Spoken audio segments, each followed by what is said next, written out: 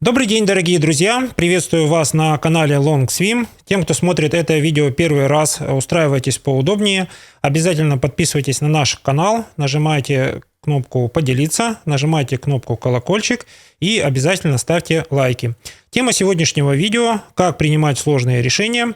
И эту тему мы раскроем сквозь призму колеса жизненного баланса LongSwim.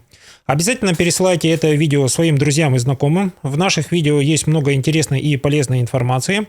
И колесо жизненного баланса LongSwim, оно больше заточено на то, чтобы мы по колесу жизненного баланса ставили долгосрочные цели, ставили краткосрочные цели. И, пользуясь инструментами колеса жизненного баланса, мы пытались эти цели достичь без лишних трудозатрат, без лишних усилий. И об этом всем я сейчас расскажу в нашем видео. Тема «Как принимать сложные решения», она больше про бизнес, про принятие судьбоносных решений. Судьбоносные решения мы принимаем с вами примерно один раз в 3 года, примерно один раз в год.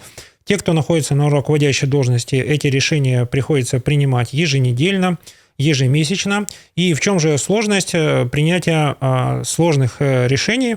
Давайте сейчас будем вместе разбираться. Чем отличается простое решение от сложного решения? При сложном решении мы, как правило, имеем минимум информации о том, как нам поступить. Нам больше необходимо основываться на своем жизненном опыте, на своем профессиональном опыте. Если вы находитесь в очень достаточно жесткой конкурентной среде, любое сложное решение может привести вас к краху какой-либо компании, пускай это будет рекламная кампания, либо, наоборот, может привести вас к использованию новых возможностей, которые сложились на этом рынке. Дорогие друзья, давайте разбирать эту тему сквозь призму состояний. В колесе жизненного баланса LongSwim мы рассматриваем 3 основных состояния. Если мы берем 10-бальную шкалу оценки состояний, есть 2 диаметрально противоположных состояния. 0,4 – это состояние нестабильное, при котором мы находимся в состоянии минимума действий. Как правило, здесь эмоции доминируют. Мы можем себе позволить при минимуме действий дать волю своим чувствам, положительным, отрицательным, на самом пике быть эмоциональных переживаний.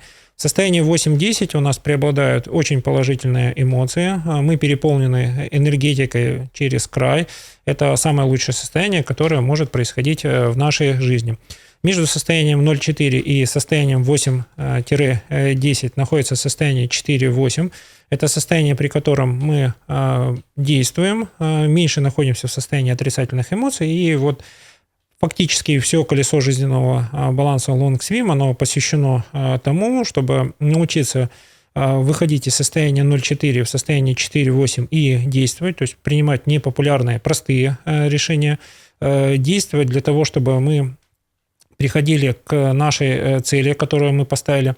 В предыдущем видео я уже говорил, что цели у нас на год по колесу жизненного баланса LongSwim могут быть очень амбициозные, которые позволяют нам выходить за рамки комфорта.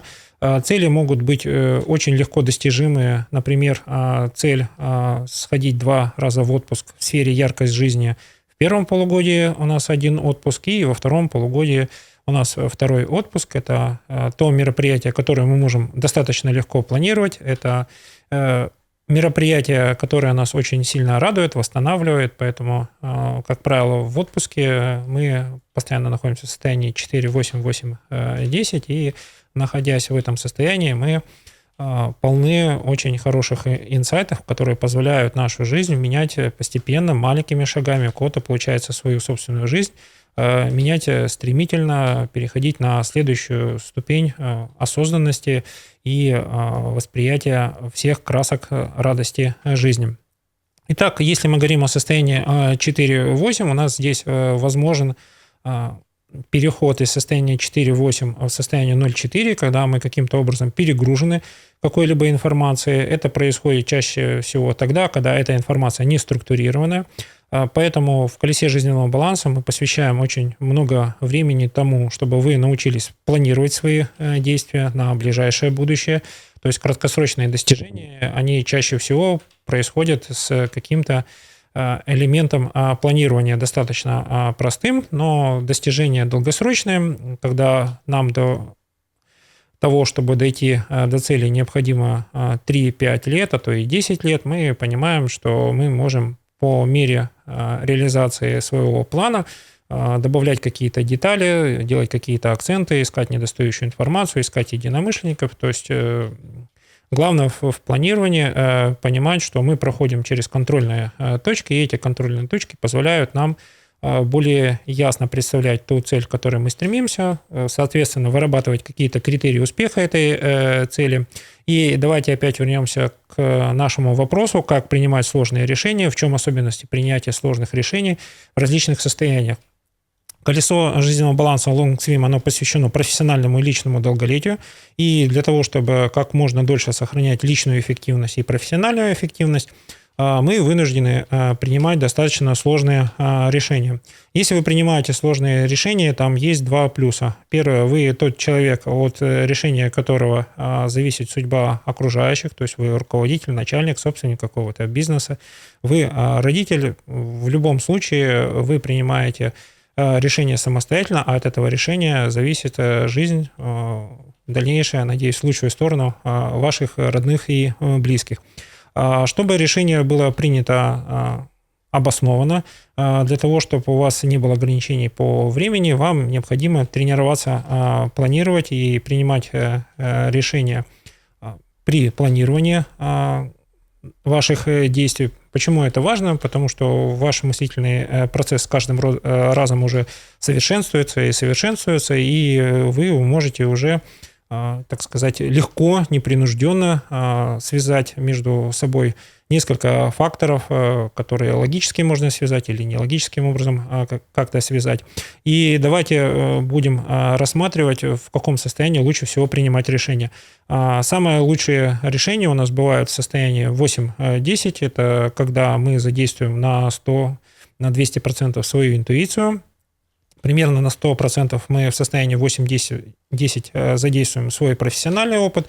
Мы в состоянии 8-10 всегда прибегаем к помощи экспертов, которые есть на этом рынке. Это обязательное условие, потому что люди в состоянии 8-10, они, как правило, обладают большой сетью единомышленников, то есть тех людей, которым они могут позвонить в любое время, обратиться в любое время, им ответ дадут незамедлительно.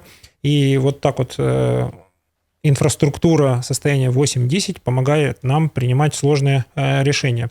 Но состояние 8-10 это присуще не очень большому количеству участников на этом земном шаре, это примерно 8-10%, а то может быть и меньше. Основная часть людей находится в состоянии 4-8, они поглощены своей профессиональной деятельностью, трудовой деятельностью. Как правило, это люди-профессионалы в своем деле, но основная особенность состояния 4-8 очень редко мы прибегаем к аутсорсу каких-то действий, все стараемся сделать сами, и, соответственно, ресурс нашего времени и экспертности ограничен. Люди состояния 4-8, они очень редко обращаются к экспертам, считают, что, в принципе, они самостоятельно могут принимать какие-то решения. В 50% случаев это идет им на пользу, в 50% случаев они упускают свой шанс или упускают свою возможность. Два момента в принятии решений людей в состоянии 4-8. Первое решение принимается в последний момент, когда уже нужно принять решение, но оно принимается достаточно легко, и примерно в 1/3 случаев решения принимаются в последний момент. Почему в последний момент? Потому что, с одной стороны, есть внутренняя интуиция, что ситуация, с которым связано принятие сложного решения, может разрешиться сама собой. Бывают виды деятельности, когда все происходит в динамике. Допустим, это бизнес, связанный с ивентами, бизнес, связанный с непредсказуемостью, так называемый туристический бизнес. Поэтому решение здесь нужно принимать почти в последний момент, но так, чтобы никто от ваших решений не пострадал, ни от последствий этих решений, ни от непринятия этих решений.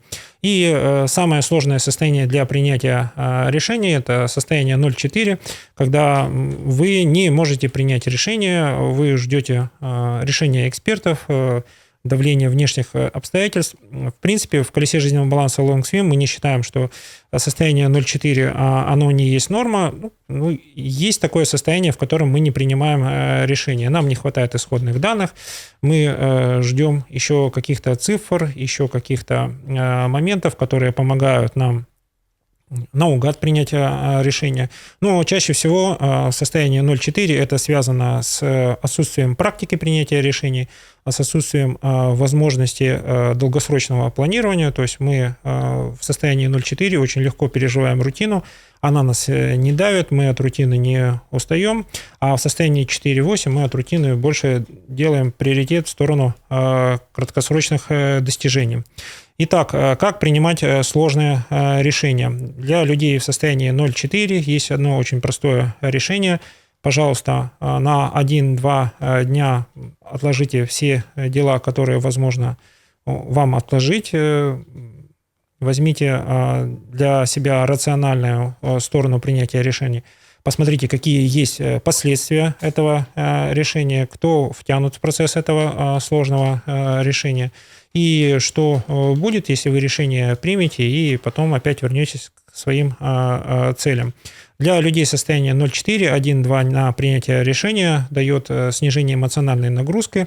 Это меньше нервов, это меньше переживания. Принятое решение, по мере того, как вы его начнете реализовывать, вы сразу почувствуете, что большая эмоциональная перегрузка компенсирована вашими действиями, и вообще основной принцип выхода из эмоциональных качелей, то есть вы эмоции уравновешиваете действием.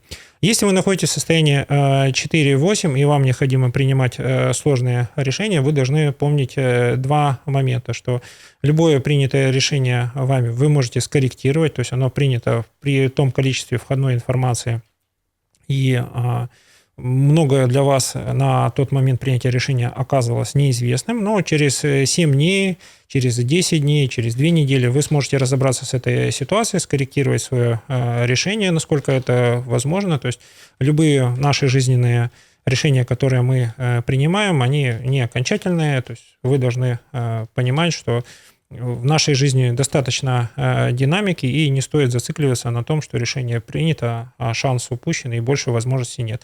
В большинстве случаев возможности к нам возвращаются, но мы к этим возможностям уже более готовы, мы понимаем, что второй шанс мы упускать не будем, поэтому не расстраивайтесь, если вы в состоянии 4-8 приняли решение, которое на следующий день или через неделю вас расстраивает. Любое решение можно изменить, обосновать.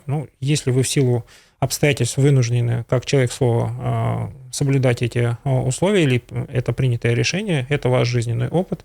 Жизненный опыт получается так, через сложные решения, через преодоление сложных ситуаций. Если вы в состоянии 10 решений принимаете легко, не забудьте о своей истории успеха рассказать окружающим, потому что вас, людей состояния 8-10, окружающие очень ждут, потому что им не хватает вот этой вот уверенности, вот этой искрометности, остроты вашего ума. Поддержите, пожалуйста, окружающих людей эмоционально, передайте этот опыт через наставничество, люди будут вам благодарны. Подводим итоги сегодняшнего видео, как принимать сложные решения. Первая рекомендация: решения постарайтесь принимать в состоянии 4-8, 8-10. Для того, чтобы в это состояние перейти из состояния 0,4, смотрите предыдущие видео в наших плейлистах. Напоминаю, что наши видео уже переведены на 185 языков мира, и уже есть отдельные звуковые дорожки, которые позволяют их смотреть на английском языке, это точно. Всем, кто смотрел это видео, всем желаю хорошего дня, прекрасного настроения. Обязательно подписывайтесь на наш канал, пересылайте это видео своим друзьям и знакомым. У вас все получится, я в вас верю.